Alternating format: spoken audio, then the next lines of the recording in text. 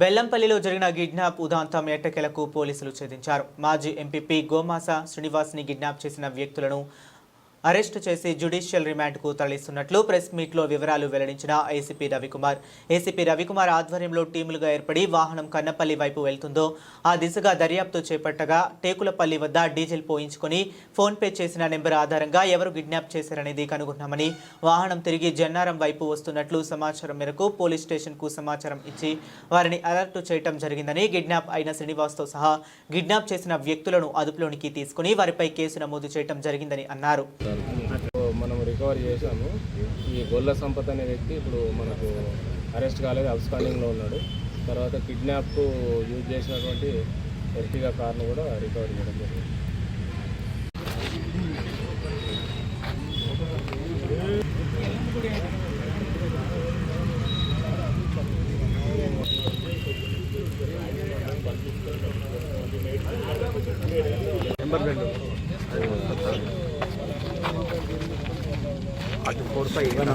Srinivas ex-MPP వాళ్ళ భార్య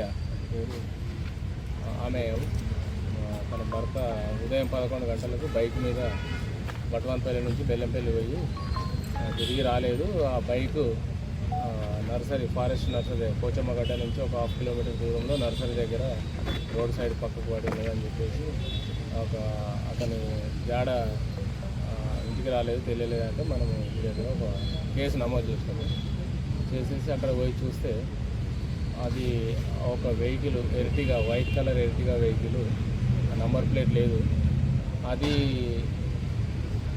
సుమారు మొన్న 23 తారీఖు రోజు మధ్యాహ్నం సుమారుగా 2:30 ప్రాంతంలో ఈ పోచమ్మగడ్డ ఏరియాలో బాగా స్పీడ్గా నన్నెల్ వైపు నుంచి బాగా స్పీడ్గా వచ్చి అటు చంద్రవెల్లి వైపు వెళ్ళడము గమనించిన వాళ్ళు మళ్ళీ ముందుకు పోయేసరికి అక్కడ ఒక బైక్ పడి ఉండడం చూసి ఇమ్మీడియట్గా వెనక ఫాలో అయితే కొద్దిగా లేట్ అయింది. సో ఆ విధంగా ఆ ఎర్టిగా వెహికల్ ఏదైతే ఉందో ఈ కన్నెపల్లి భీమిని మధ్యలో ఉన్నటువంటి టేకులపల్లి దగ్గర పెట్రోల్ బంకులో అక్కడ డీజిల్ 3,000 రూపాయల డీజిల్ పోసుకొని అక్కడ ఫోన్పే చేయడం జరిగింది. దాని ఆధారంగా అక్కడ దాంట్లో ఆ ఫోన్పేలో పడినటువంటి పేరు ఆధారంగా చూస్తే మనకు అడ్రస్ ఫలానా వ్యక్తిది అని తెలిసింది. ఆ రోజు రాత్రి సుమారు 9:30 వరకు ఈ భీమేష్కి సంబంధించిన ఫోన్పే యొక్క డీటెయిల్స్ ఇచ్చాం. ఆ విధంగా ఆ వెహికల్ని సీసీ కెమెరాలు అట్లా చూసుకుంటూ కన్నెపల్లి భీమిని అటు అచ్చలాపూరు అలా దాన్ని ఫాలో అవ్వకుండా పోతే ఆ వెహికల్ ఎర్టిగా వెహికల్ చాలా స్పీడ్గా దహేగాము, పెంచికల్పేట, బెజ్జూరు వైపు పోయి మళ్ళీ కాగదనారు, మళ్ళీ వాంకిడి వైపు ఇలా బాగా తిరిగి దాన్ని మా ఒక టీములు ఒక 4-5 టీములు ఫామ్ చేసి వెహికల్ వెంబడి ఫాలో అయ్యాము. అయినా కూడా రాత్రి అది దొరకలేదు. నెక్స్ట్ డే అది రోల్ మామిడ నేరడిగొండ మండలం రోల్ మామిడ దగ్గర ఒక టోల్ ప్లాజా దగ్గర ఫైన్ ఆడ కట్ అయింది. ఆ ఎర్టిగా వెహికల్ గతంలో జన్నారం మండలానికి చెందినటువంటి రాకేష్ అనే వ్యక్తిది. అతను ఫైనాన్స్ కట్టలేకపోవడం వల్ల అతను ఫైనాన్స్ వాళ్ళు తీసుకుపోయారు. దాన్ని ఈ కేతన్పల్లి గద్దెరాడికి చెందినటువంటి బండి సాగర్ అనే వ్యక్తి కొనుక్కున్నాడు.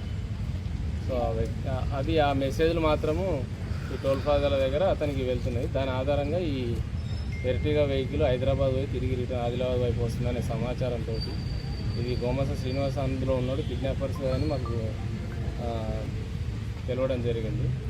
సో ఆ విధంగా వాళ్ళు ఇటు జన్నారం వైపు రావడం గమనించి అక్కడ జన్నారం పోలీసును అలర్ట్ చేస్తే దాంట్లో అక్కడ పట్టుబడ్డారు వీళ్ళు. దాంట్లో కిడ్నాప్కు గురైనటువంటి గోమాస శ్రీనివాస్, అతన్ని కిడ్నాప్ చేసినటువంటి లింగాపూర్ గ్రామానికి చెందిన భీమేష్, మైలారపు భీమేష్, అతని యొక్క ఫ్రెండ్స్ సాదిక్ బెల్లంపల్లి, తర్వాత సాయి తేజ ఆ వెహికల్ డ్రైవరు, వీళ్ళు 4గురిని పట్టుకోవడం ఇక్కడికి తరలించాము. ఇది గోమాస శ్రీనివాస్ను కిడ్నాప్ చేయడానికి వీళ్ళు కారణం ఏంటంటే గోమాస శ్రీనివాస్ ఆగస్టు నెలలో ఒక లేని భూమిని ఉన్నట్టుగా క్రియేట్ చేసి ఈ గద్దెరాడికి సంబంధించినటువంటి బండి మల్లేష్ సాగర్ ఇద్దరు తండ్రి కొడుకులు వాళ్ళకు అమ్మి 40 ఎకరాల భూమి ఉన్నదని చెప్పేసి 80 లక్షలు అడ్వాన్స్గా డబ్బులు తీసుకుంటాడు. తీసుకున్నాక తర్వాత రిజిస్ట్రేషన్ తర్వాత చేస్తూ ఉంటారు. అలాగా 2 నెలలు కాలం గడిచిపోతుంది. వాళ్ళు రిజిస్ట్రేషన్ ఏమంటే చేయరు. ఆ భూమి కాడికి ఇంకా కొంచెం లోతుగా వాళ్ళు ఎంక్వైరీ చేస్తే ఆ భూమి గోమాస శ్రీనివాసుని కాదంటే గోమాస శ్రీనివాసు, అల్లం శ్రీనివాసు, తర్వాత బొడ్డు శేఖర్, ఇట్లా ఒక 7 వ్యక్తులు దాన్ని